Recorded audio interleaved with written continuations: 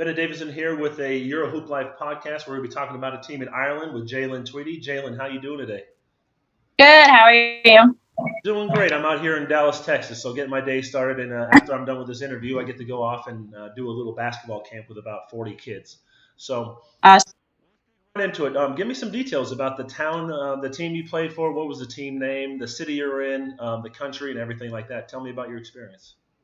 So I played in Ireland. I played in Letterkenny, so it was right like a few hours outside of Dublin. The team was called FabPlus Northwest. We were more in like the suburb area, like the countryside. So it was definitely an adjustment for me coming from Richmond, Virginia. Like I was around the city, I was able to get to the city with a car. Whereas in Ireland, we had housing. They gave us a house. It was me and one other American on the team as well. We didn't have a car, so that was a big adjustment as well. Being that I had a car since I was 16, I was able to get wherever I wanted to go. But was it a small town where you really didn't need one, or did they have someone drive you, or did you take public transportation? So it's funny. Europeans are very different. So I thought I needed a car, but out there, they think you can walk miles and miles without a car. So that's the last thing you want to do after a practice. Yeah. The grocery store was probably about 2 miles, and we would ask for a ride, and our neighbor would be like, "You can walk." So we would walk to the store. There was a small city for like nightlife right down the street as well, so we were able to walk there. Okay. For games and things like that, we would carpool with the team, and we would drive. And so when you played in the league over there in Ireland, how many teams were there? Were they all kind of centrally located in around Dublin? Like, what would be the farthest bus ride to a game? Our farthest ride was probably to Waterford. That was probably about 7 hours. Okay. So literally we're kind of at the top of the country. We would go all the way down to the bottom. You got to see the beautiful countryside. Yeah, fortunately, yes, we did. Fortunately, you were forced to be able to look at it all. There's 2 leagues. So I play in the National League, and National League, I think there's a North and a South division.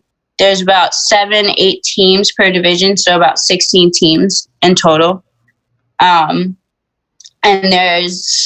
so you're only allowed 2 Americans per team, which was kind of different. Like we didn't know that until we got there. The good thing about the women's side, you're allowed to play with the 2 Americans in the game. Okay. Whereas side, if they have 2 Americans, only one of the Americans can be on the floor at a time. Oh, really? I didn't know that. Usually it's you can have two on at the same time. Right. So the men, you're not allowed to do that at all. Okay. You can only do that one. So once you're there, anything else? No, you can go. No, I just want to kind of see what, and so that's how you got there. It sounds like a decent, like you had a good little setup, except for all the walking and type of stuff. But once you got there, what were the facilities like? Did they provide shoes for you? What can a player expect to be able to get out of the team? Are they going to give you, I played for Armani Jeans, and they give you suits designed by Armani Jeans, or was it a lot of sweatpants? Did they provide shoes? Did they provide practice jerseys? What were the facilities like, the gyms, things like that? So typically we had 2 home facilities. They were both nice. One was nicer than the other. One was more of like our arena stadium. We would have like kind of like our bigger games there where we would have more fans. Our smaller gym, it didn't have like as many fans or whatever. The facilities were very nice though. They weren't nicer than America's, but they were really nice. They're probably nicer than some of the Romanians and the Albanians and stuff like that.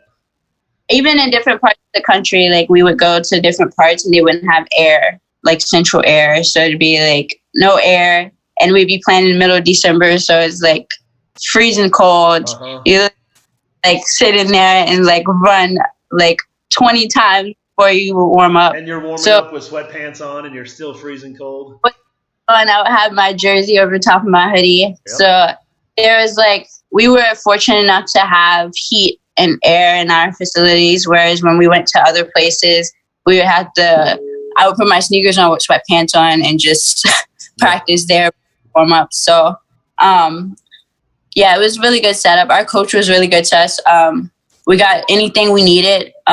Jerseys. As soon as we got there, we got our jerseys, our name on the back, everything. Like, he asked us what we needed. So we were like really fortunate to have a really good coach that actually cared about us outside of basketball. So they felt like because they realized that you're practicing twice in the morning, probably 9 to 11, and then again probably Right. from 7 to 9. There is that in between because the average person doesn't realize that a professional athlete like yourself and I is wake up, practice, eat, sleep. Wake up, Right. practice, eat, sleep. Then it's travel, hotel, gym, Right. maybe go out to a bar after the game with the other team or something, and then you get right back to Right. the airport. Then it's practice, gym, hotel, Yeah. that type of stuff. So you felt Well, comfortable the whole time you were there. right. It was a shock because our first practice when we got there, he was like, "Oh yeah, make sure you bring lunch." So I was like, "Bring lunch." So we literally practiced from 9 a.m. to 3 p.m. and like we took a lunch break. So like I was like, that was an adjustment because obviously in America, you just do 2 days. Like you have your morning practice and then you have your afternoon, evening practice, weights, whatever you might have. He wanted to go straight through. Well, So you had to walk everywhere. It's not like you could just zip off to go to the grocery store or anything. yeah, that's true. That's true. That's definitely true. So, do you have a kind of a funny story to share with anybody? Anything that happened, or maybe something culturally, like you had to eat some haggis or some sheep leg or something, pickled sheep legs? I think I have two stories. So the first practice we had, like how in America when you have like the jerseys, we call them pennies or whatever. Yep. So like we were doing a 2-on-2 drill, and it was me and the other American versus two of the other girls. So he was like, "Go get your bibs." So I'm looking, standing there looking at him like, What? "Do you know?" Yeah, he's like, "Yeah, just go put a bib on." So we're just standing there like trying to understand what he's saying. Yeah. Right. Like over there, they call a bib the jerseys to differentiate the teams, whereas what we call penny. So we're just standing there and everybody at us like we're crazy, and then we're looking at them like they're crazy. And he's like, "You see the colored jerseys on the floor?" Yeah, we was like, "Oh, pennies," and he was like, "No, the bibs." And then another adjustment for me that I thought was kind of good was kind of in Europe, we had to grocery shop every other day almost. So like they don't sell like gallons of milk, or like if you buy meat, you have to make that meat within the day or two because it goes bad. And I thought that was really interesting because they're not putting like pesticides and things in their food, and how they're like a lot more healthier than we are. I bought meat and I thought I could put it in the freezer and save it for later, and I couldn't. Like it was bad. Really? So, even though it was frozen? Yeah, even though it was frozen and I tried to cook it again, like you know how it tastes? Like it doesn't taste like it's like reheating up chicken. It tastes a little rough. Yeah. And she was like, "Yeah, you can't do that here." That's not it. So I thought that was. So how are you doing with this COVID? Are you waiting to get back overseas? Are you waiting to find out what's going on in the basketball world? Yeah, so that's what we're doing. I'm talking to my agent. We're still trying to see how everything like kind of pans out. Yep. But I think we all are. I had a couple teammates that were stuck in El Salvador. One was stuck in Brunei, and he couldn't get home, so he's been there for 4.5 months by himself without his family in a hotel, having to pay for everything. So let's wrap this up. And obviously when you go there, we are traveling basketball player salesmen. Our widget or our service or our good is being able to put a basketball on a hole. And that comes with financially because that's how you bring an income in. How was the whole financial situation with the team there?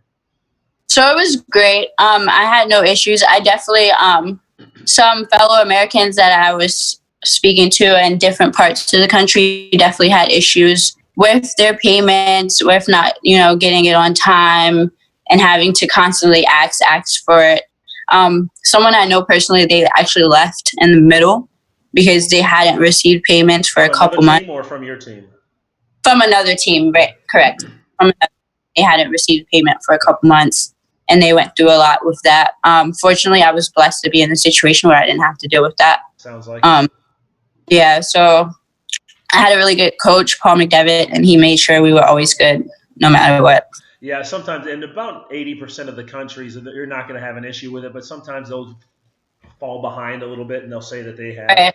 um, payment issues. But awesome. Is there what would be the best way that anybody could get in contact with you if they had any questions about Ireland or even just how to even find an agent to play after college? Like, how would people reach out to you? What's the best way?